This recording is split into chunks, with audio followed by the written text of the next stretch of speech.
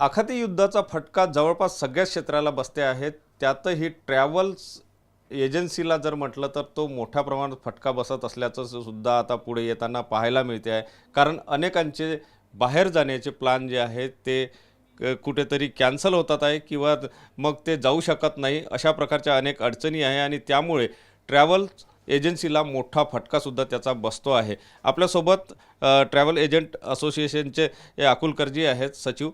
Sir, काय सांगाल, एकंदर काय नेमकी परिस्थिती आहे या आखाती युद्धामुळे? काय परिस्थिती आलेली आहे आणि काय होतं आहे? फटका किती बसतो आहे? गेल्या 28 फेब्रुवारीपासून हे जे इराणमध्ये इस्रायल आणि अमेरिकेचं जे युद्ध सुरू आहे आणि आता जवळजवळ 1 महिना होऊन गेलेला आहे आणि या एका महिन्यामध्ये अनिश्चिततेचं वातावरण तयार झालेलं आहे. कोणालाही बाहेरगावी बाहेर देशामध्ये फिरायला जायचं आहे तर आपण बघितलं आहे की या युद्धामध्ये दुबई, सौदी अरेबिया, कुवेत आणि अबुधाबी आणि कतार इथे जिथे अमेरिकेचे एअरबेसेस होते त्या एअरबेसला इराणनी टार्गेट केलं रिटॅलिएट करण्यासाठी या युद्धामध्ये. तर त्याच्यामुळे काय झालेलं आहे की आता जसं भारतीयांसाठी जर वेस्टर्न वर्ल्डला आपल्याला जायचं आहे तर हा एक गेटवे आहे गल्फ कंट्रीज आखाती देशांमध्ये. ज्या एमिरेट्स आहे दुबईची, सौदी अरेबियामध्ये सौदी एअरलाईन्स आहे, कतार एअरवेज आहे दोहापासून जी जाते आणि एतिहाद आहे जी अबुधाबीहून जाते.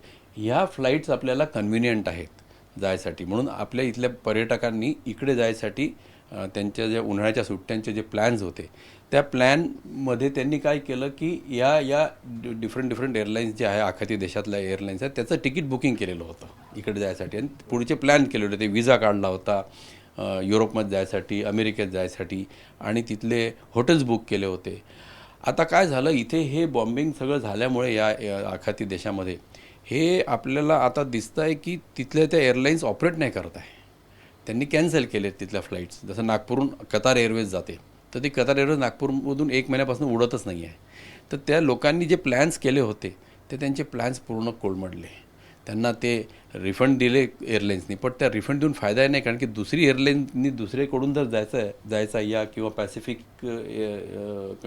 ला क्रॉस करून जायचं आहे तर दुसरी आपले सिंगापूर एअरलाईन्स झाली, वेगवेगळ्या एअरलाईन्स आहेत, तिथे जायसाठी मग त्या तिकीट्स खूप महाग झाल्या.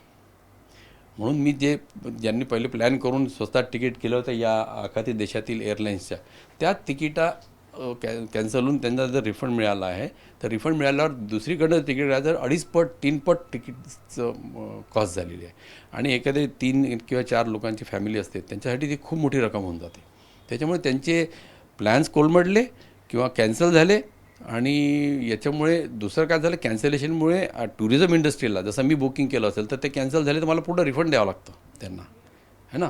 तर त्याच्यामुळे आमचं नुकसान झालं, त्या कस्टमरचं जाणाऱ्यांचं नुकसान झालं आणि काही आपलं घेणं देणं नसताना आपलं नुकसान झालं नाही. या ठिकाणी आपण जर हा जगाचा मॅप जर या ठिकाणी बघितला तर हा आपला भारत आणि भारत आहे. हां, आणि हा इथून म्हणजे कशा प्रकारे हे होतं आणि कुठे अडचण येते आहे नेमकं? हा भारत आहे आणि इथे हे आखाती देश आहेत. हे म्हणजे सौदी एअरलाईन्स, कतार एअरवेज, एतिहाद हे सगळे UAE मधनं जातात. अबुधाबी एतिहाद आहे.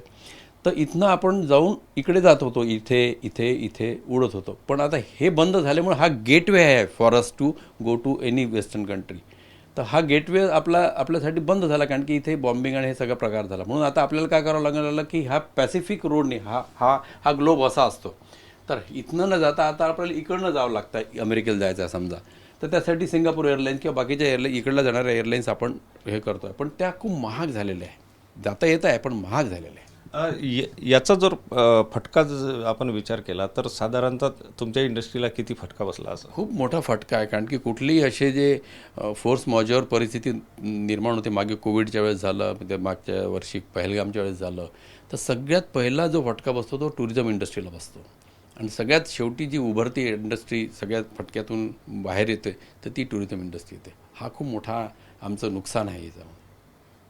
एकंदर जर बघितलं तर आता सुट्ट्यांचे दिवस आहेत, तुमच्याकडे किती बुकिंग आल्या होत्या आणि कशा प्रकारे मग त्या कॅन्सल? इतक्या बुकिंग्ज होत्या पुढच्या येणाऱ्या एप्रिल मे जूनसाठी, कारण की लोकांनी प्लॅन करून ठेवले. ते पोरांच्या परीक्षा झाल्या की आपण इकडे जाऊ तिकडे जाऊ, तर प्लॅन करावं लागतं, कारण की पहिले विजा काढावा लागतो, बुकिंग पुढचं करावं लागतं, त्या स्वस्तात मिळतं. बुकिंग पुढचं फ्लाईटचं बुकिंग करावं लागतं, त्या स्वस्तात मिळतं. सगळ्यांनी केलं होतं आम्ही सगळ्यांसाठी. आणि आता हे झाल्यामुळे अनेकांनी कॅन्सल केले. काही लोकांनी मग दुसरा रूट घेतला, ज्यांनी अफोर्ड करू शकतात, पण ज्यांनी हे जी हायर कॉस्ट दुसऱ्या एअरलाईन्सची जे अफोर्ड करू शकत नाही, त्यांनी बिचाऱ्यांनी आपापले हे कॅन्सल करून टाकले. काही लोकांचे तर पैसे डुबले, कारण की त्या हॉटेल्सनी तिथले परत नाही केले. हॉटेल्स म्हणाले की आमचं हॉटेल सुरू आहे, तुम्ही या आमच्याकडे. तर तशा परिस्थितीमध्ये त्यांना पैसे परत नाही झाले. नक्कीच आपण जर बघितलं तर ट्रॅव्हल्स इंडस्ट्रीला सुद्धा याचा मोठा फटका बसला. आणि ट्रॅव्हल्स इंडस्ट्रीला म्हणण्यापेक्षा जो ग्राहक आहे किंवा पर्यटनासाठी जाणारे लोक आहे, कारण सुट्ट्यांचे दिवस आहे, त्यांना सुद्धा याचा मोठा फटका बसल्याचं पाहायला मिळते आहे.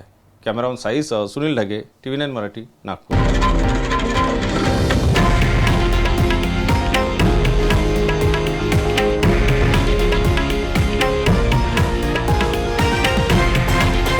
हे आहे देशातील नंबर 1 न्यूज नेटवर्क आणि आपण पाहत आहात TV9 मराठी, एकमेव.